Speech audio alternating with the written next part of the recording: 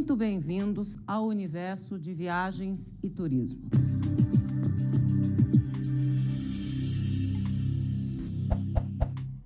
Para que você atue e seja um profissional de êxito, você, na realidade, precisa de um marco, um recorte de conceitos, de definições. Nós não podemos simplesmente começar a achar. Quem é profissional não acha. Sabe, define, conceitua e, a partir daí, então, vai construir o seu conhecimento e, como resultado, a sua atividade profissional.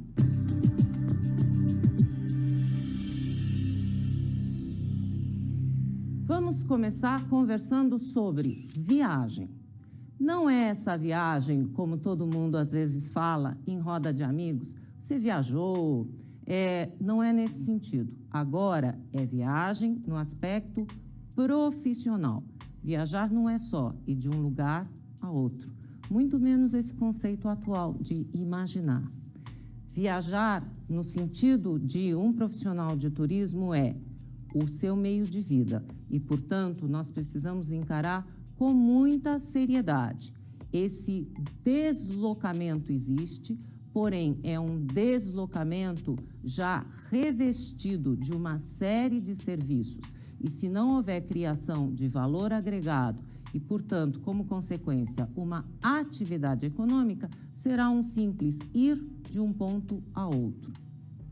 No caso da atividade de turismo, viagem é um dos componentes desta oferta de produtos e serviços diferenciados que vão compor o que nós chamamos de turismo.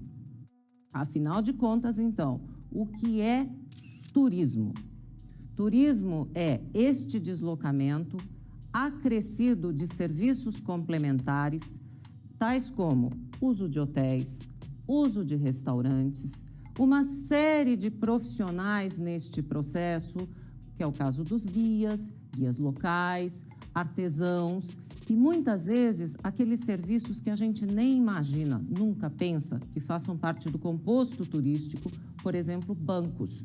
O cliente, quando viaja, ele traz traveler checks e ele precisa desse recurso local para fazer uso desta forma de pagamento. Vejamos, então, como é que nós temos que sistematizar esse conhecimento. Nós não podemos, cada um, sair falando de turismo achando coisas diferentes. Isso não é recente. A OMT, Organização Mundial do Turismo, faz isso desde 1925. Com sede em Madrid, na Espanha, eles sistematizam conhecimento, conceitos e é um organismo que extrapola governos de nações, de regiões. Com isso, vamos ver o que a OMT considera que seja turismo. O turismo compreende atividades desenvolvidas por pessoas ao longo de viagens e estadas em locais situados fora do seu enquadramento habitual por um período consecutivo que não ultrapasse um ano, para fins recreativos, de negócios e outros. Vocês observaram como a OMT coloca de maneira fácil, por um lado, mas às vezes diferente daquilo que a gente imagina que seja turismo? Vamos pensar um pouquinho. Aquelas pessoas que se mudam do Brasil para qualquer outro lugar, trabalhando, sem data para retornar, estes não são turistas, segundo o conceito da OMT. Muito menos são turistas aqueles que, eventualmente, fazem, por exemplo, a travessia de uma fronteira para fazer compras de um lado, retornando imediatamente. Como nós estamos conversando desde este nosso encontro, turismo requer um complexo de usos de serviço. A pessoa pode estar a lazer, trabalhando, ou mesmo em outras atividades, como, por exemplo, os romeiros, milhares de pessoas que viajaram à Aparecida na visita do Papa. Todos estes são turistas. Agora, há algumas atividades que querem parecer turismo, mas na realidade não o são. E por que é tão importante parar para pensar nessa conceituação? Por que é importante? Você não quer ser profissional de turismo? Pois é, como é que você vai avaliar se de um ano para outro você teve um aumento ou uma redução do número de turistas? Como é que você vai resolver se a sua ação será em determinado mercado ou em outro se você não tiver estatísticas? O que a OMT quer garantir ao mundo, aos profissionais de turismo, é que a gente esteja comparando e mensurando as mesmas coisas. Popularmente, nós diríamos que nós somente podemos comparar maçãs com maçãs e bananas com bananas. É isto que a OMT nos propõe. Olá! A nossa aula de hoje terá como tema Introdução aos meios de transporte.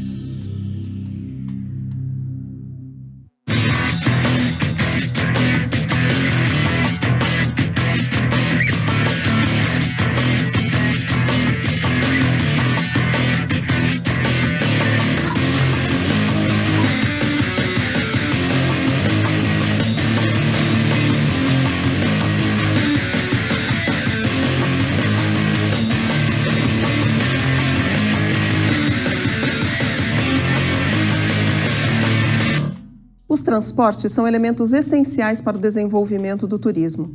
Os dois têm uma importante relação de interdependência. Para entendermos melhor este processo, é necessário fazermos uma introdução ao sistema de transporte turístico. Nesta aula, apresentaremos o conceito de sistema de transporte, faremos um resgate histórico referente ao desenvolvimento de transportes no mundo, mostraremos os 4 modais e, por fim, os elementos físicos que compõem o sistema de transporte. Vamos ver agora transporte e turismo, conceitos e definições. Antes de entendermos o conceito de transporte e turismo, é necessário conhecermos os componentes da oferta turística. São eles: os atrativos, que são aqueles que fazem com que o turista vá até o núcleo receptor, ou seja atraído por ele. Segundo, são as facilidades. As facilidades são aqueles serviços que vão manter o turista no núcleo receptor. Por exemplo, um hotel ou qualquer outro serviço que faça com que esse turista permaneça no núcleo receptor. Por fim, temos o acesso. O acesso facilita o deslocamento do turista desde a sua cidade de origem até os núcleos receptores. Acesso aos núcleos receptores. Para o acesso às diversas cidades turísticas, é necessário que se tenha à disposição meios de transportes. Isso facilitará o deslocamento entre o núcleo emissor até o núcleo receptor, ou seja, a cidade turística. Os transportes são os grandes responsáveis pelo desenvolvimento e constante crescimento do setor turístico. Esta evolução permite viagens cada vez mais rápidas para lugares cada vez mais distantes. Para entendermos essa relação, vamos trabalhar com alguns conceitos e definições. Primeiro, vamos entender a definição de sistema de transporte segundo a visão de André Paulillo. Sistema de transporte é a estrutura composta por serviços e equipamentos de um ou mais meios de transportes necessários ao deslocamento dos turistas e viajantes em geral entre núcleos emissores e receptores e dentro dos mesmos. Portanto, entendemos sistema como um conjunto de serviços e equipamentos de transportes turísticos que vão facilitar o deslocamento do turista entre núcleo receptor e o núcleo emissor. Guilherme Palhares define transporte voltado para o turismo como a atividade meio que interliga a origem de uma viagem turística a um determinado destino e vice-versa, que interliga vários destinos turísticos entre si ou que faz com que os visitantes se desloquem dentro de um mesmo destino primário ou secundário.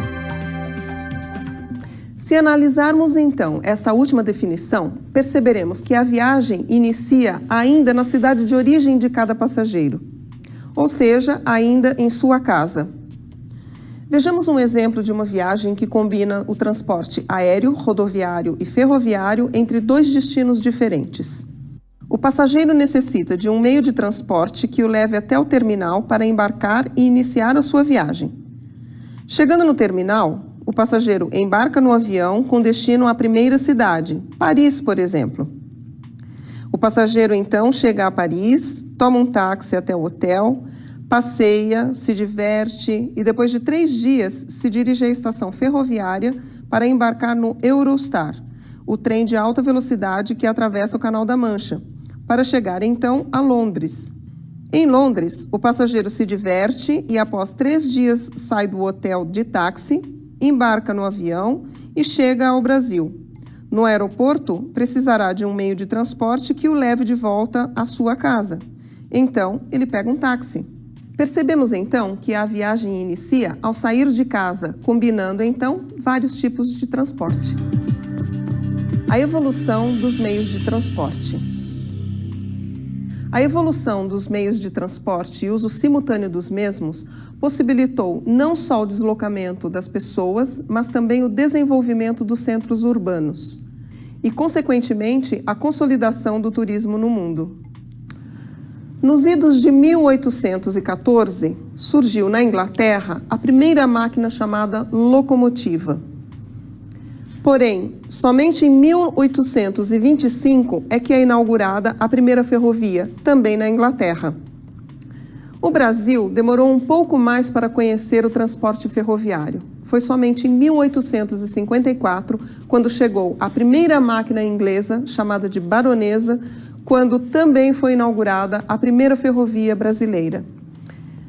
O trajeto era da Baía de Guanabara até o pé da Serra de Petrópolis.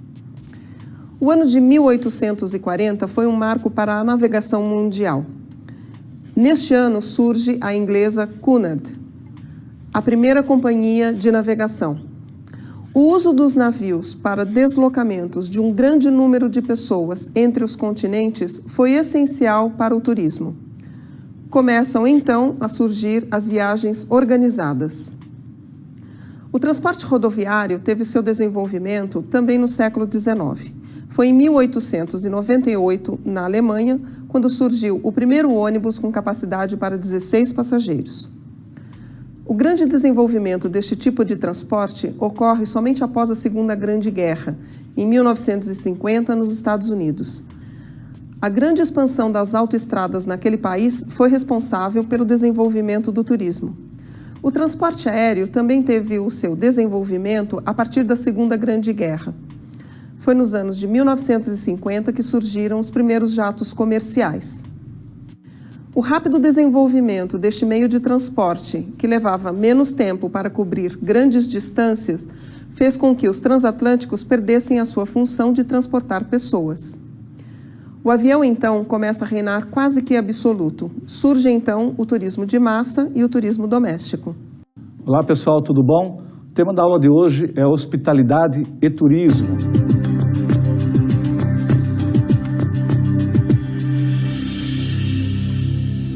Nós vamos falar principalmente como a hospitalidade está inserida dentro da estrutura de turismo e vice-versa. Tanto no mercado de trabalho como no mercado acadêmico, o termo descreve o conjunto de atividades no setor de serviços relacionados à área de alimentos, bebidas e hospedagem. E o ato de receber pessoas em nossa casa é um tipo de hospitalidade? Mas que tipo de hospitalidade é essa? Nós vamos ver no decorrer da aula. Acolher o outro, hospedar pessoas que estão longe da sua cidade de origem, isso já vem há muito tempo. O termo hospitalidade, isso sim, nós estamos conversando e falando sobre ele faz pouco tempo. Antigamente, hospedar pessoas era gratuitamente, se fazia de uma forma de gratidão, de espontaneidade. Com o advento do capitalismo, da tecnologia, isso começou a ser considerado como uma situação econômica, ou seja, gerar lucro, gerar receita.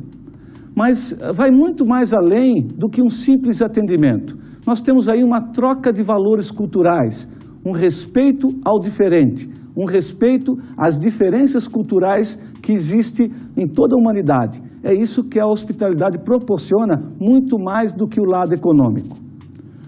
Vamos entender, então, como é que foi essa evolução da hospitalidade.